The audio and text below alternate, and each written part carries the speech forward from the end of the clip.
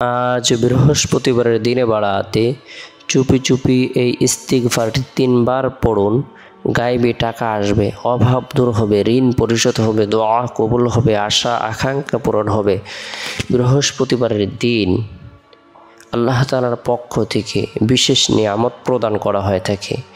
আল্লাহ তাআলা আসমানের সকল দরজা উন্মুক্ত করে দেন। সারা পৃথিবীর সমস্ত মানুষের আমলসমূহের রিপোর্ট পেশ করা হয়ে থাকে। বৃহস্পতিবারের দিনটিকে স্বয়ং নবী করিম সাল্লাল্লাহু আলাইহি সাল্লাম গুরুত্ব দিতেন। আমরাও যদি এই দিনটিকে গুরুত্ব দেই, এই দিনে নফল ইবাদত বন্দেগী করি, নফল নামাজ পড়ি, কোরআন তেলাওয়াত করি, জিকির আজকার করি, তাসবিহ তাহলিল পাঠ করি, রব্বুল আলামিনের দরবারে রুনাজারি করি, আল্লাহ পাক রব্বুল আলামিন আপনার আমার জীবনের সকল পেরেশানিকে দূর করে দিবেন, গায়েবী রিজিক প্রদান করবেন, অভাব দূর করে দিবেন, ঋণ পরিশোধের ব্যবস্থাপনা আল্লাহ তাআলা গায়েবীভাবে করে দিবেন। তাই গুরুত্ব সহকারে বরকতপূর্ণ এই দিনটিকে আমরা গুরুত্ব প্রদান করব। এই দিনে নফল ইবাদত বন্দেগী করব। বৃহস্পতিবারের দিন ফজরের নামাজ সম্পূর্ণ করার পর আমরা সূরা হাশরের শেষ 3টি আয়াত তেলাওয়াত করব। আউযু বিল্লাহিস সামিউল আলিম মিনাশ শাইতানির রাজিম। আউযু বিল্লাহিস সামিউল আলিম মিনাশ শাইতানির রাজিম। যে ব্যক্তি সূরা হাশরের শেষ 3 আয়াত তেলাওয়াত করবে, আমল করবে, আল্লাহ পাক রব্বুল আলামিন তার জন্য 70,000 ফেরেশতা নিযুক্ত করে দিবেন। এই 70,000 ফেরেশতা দীর্ঘ 1 সপ্তাহ পর্যন্ত তার জন্য মাগফিরাত কামনা করতে থাকবে। যে ব্যক্তি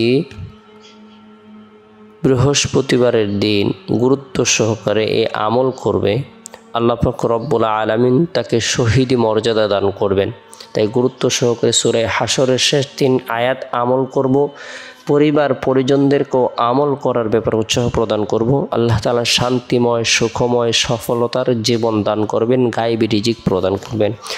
এরপরে বৃহস্পতিবারের দিন জোহরের নামাজ সম্পূর্ণ করার পর গুরুত্ব সহকারে সুবহানাল্লাহ 33 বার, আলহামদুলিল্লাহ 33 বার, আল্লাহু আকবার 34 বার এই তাসবিহ তাহলিল তাকবীর পাঠ করব। আল্লাহর পবিত্রতা বর্ণনা করব, আল্লাহর প্রশংসা বর্ণনা করব, আল্লাহর বরত্বকে স্বীকার করব, একাত্মবাদকে স্বীকার করব।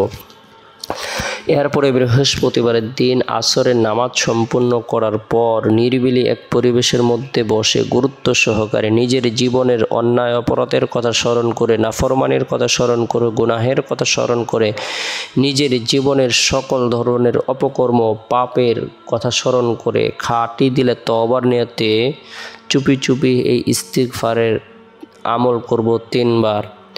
আস্তাগফিরুল্লাহাল্লাযী লা ইলাহা ইল্লা হুয়াল হাইয়ুল কাইয়্যুম ওয়া আতুবু ইলাইহি।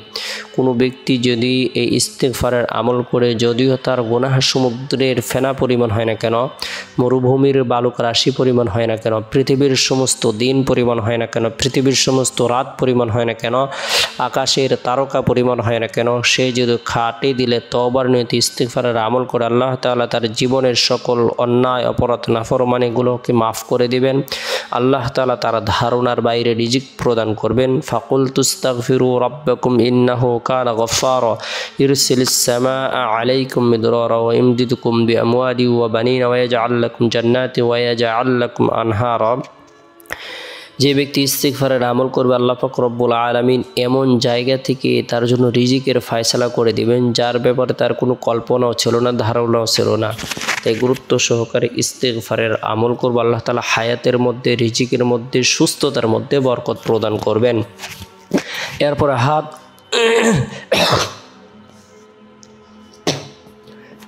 এরপরে হাত উত্তোলন করে রব্বুল আলামিনের দরবারে রুনাজারি করব। আল্লাহ তাআলা আপনার আমার জীবনের সকল হাজতকে পূরণ করে দিবেন।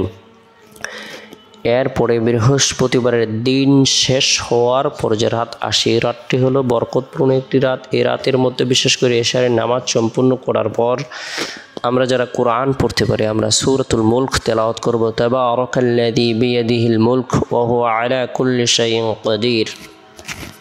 যে ব্যক্তি সূরাতুল মুলক তেলাওয়াত করবে, আমল করবে, আল্লাহ পাক রব্বুল আলামিন তাকে এত বেশি কল্যাণ প্রদান করবেন, এত বেশি ফজিলত দান করবেন। তেলাওয়াতকৃত সূরা, পাঠকৃত সূরা আল্লাহ তাআলার দরবারে তার পক্ষে সুপারিশ করবে।